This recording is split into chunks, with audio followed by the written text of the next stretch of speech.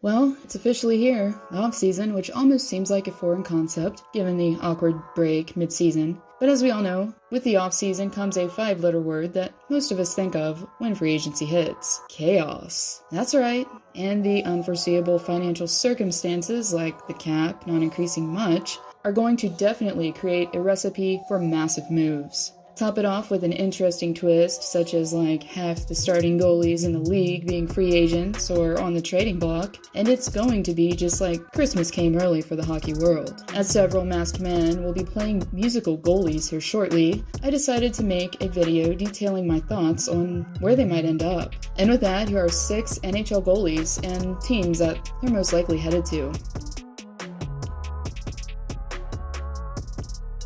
As I mentioned recently, in another trade-themed video, after having some short-lived success in the bubble, it became painfully clear that, despite their loaded blue line, the Canes just can't contend between the pipes while stacking up against their peers. And as both netminders and Raleigh still have a year before their contracts expire, now's the perfect time for Don Waddell to still get something in return. Anyways, Anderson, who has shouldered more of his fair share of workload for most of his time as a Leaf, would probably be ecstatic to not only have an actual backup, but also better defense in front of him. And in case you're doubting that statement, I recommend you watch the last meeting between these two teams, and you'll find it very insightful. I promise. Regardless, Anderson, who is currently on the final year of his contract, would have to kinda agree to it since the whole, modified no-trade clause thing. But for a team who has much potential going forward, it might just be the right match after all. So it was even more sad than I thought it'd be seeing the King, after immense success and dedication, being bought out by the team that drafted him at the start of the millennium. Such a career, and still not a cup to show for it. But hey, maybe, just maybe, we'll all get to see and witness Lundqvist in a different team's sweater at the season's beginning. And while it's definitely going to be just plain weird, a club that would make sense for him to join is the Vegas Golden Knights. With the recent, not-so-secret, Robin Lehner sighting taking place, it pretty much sealed Marc-Andre Fleury's fate and made the current backup situation theoretically vacant. Cause, Oscar Dansk is good and all, but Vegas is in that cup now, rebuild later mode. And as we've seen, it's become more common for teams to have both an NHL caliber starter and backup in the mix. That's where Lundqvist would hypothetically come in. As a netminder who's made around $100 million thus far, probably isn't going to be solely after a massive deal, would most likely be able to take a cost-friendly short-term contract. And while this may seem random and out of the blue, John Tortorella's favorite reporter in Larry Brooks recently gave some valuable insight, saying, if they move Fleury, I would think that spot would be an interesting one because Lundqvist has known Robin Lehner since Lehner was 12 years old, and Lehner's father was Lundqvist's goalie coach and instructor in Sweden before he came to New York. I think the fit in the room would be there, he says.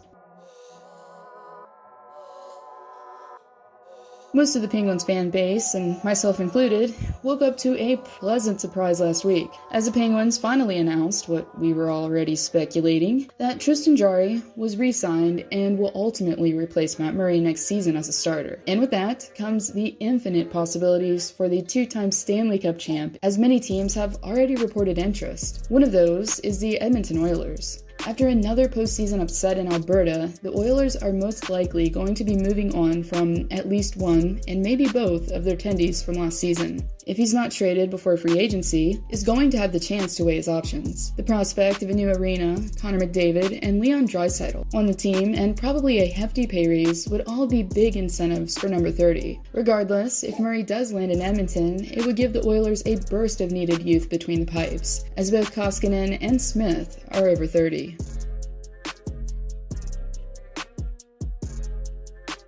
And yet another Canadian team that's struggled as of late to find reliable help in the crease is the Calgary Flames. After the embarrassing loss to Dallas in the bubble, it seemed as if the Flames couldn't catch a break. And with many changes presumably coming, one of those will likely be David Rittich leaving Alberta for good. With a vacancy in net to come after whichever attendee ends up departing, the Flames are going to be looking for a goalie that's accomplished and not just up and coming. And Braden Holtby definitely would fit the criteria. A Vezina to his name, a Stanley Cup ring, and tons of experience. As a starter, Holtby, who is in the latter part of his prime, still has much to offer. As he visibly struggled last season, part of his decline numerically anyways, could be attributed to Washington's lapses in defense. Like, Karlsson's great and all when you want to score goals, but yeah, I mean, you get the picture. So yes, this is me saying Holtby at 31 can still make an impact.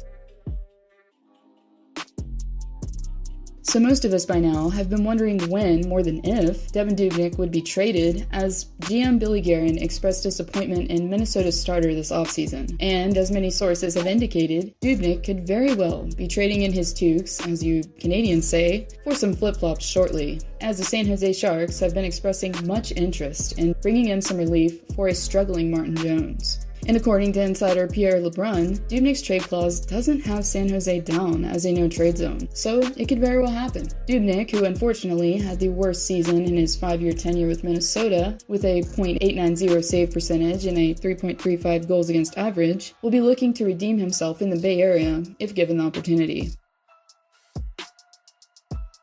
Now, before you call me crazy and question my sanity, let me explain. So with Dubnyk gone, and just backup Alex Stalock left, hypothetically, the Wild are going to have to go after someone. And with the potential of a major retool this offseason that's kind of already started, it's very possible that we've already seen Stalock's last game with the Wild. With that being said, insert Kaapo Kähkönen. They all just have catchy names, don't they, those Finns? Anyways, while proving himself to the Wild, Kähkönen was named the AHL's most outstanding goaltender for last season. Not a big deal. Also, shattered a franchise record with 44 saves, making the most out of any previous Wild rookie. Also, not a big deal. Therefore, after recording just over a 2 goals against average at 2.07 and an impressive .927 save percentage, the 24-year-old is looking like the future between the pipes for the Twin Cities. And with that being said, bringing in a veteran with 3 Stanley Cup rings and immense experience would be the perfect step in ensuring his development in the crease. With a mentor like Fleury, this kid will definitely be set for success. And with the Guerin-Fleury connection from Pittsburgh, with the Wild's GM knowing the influence that the Flower can have on a team in the room, all the signs point for me to Minnesota.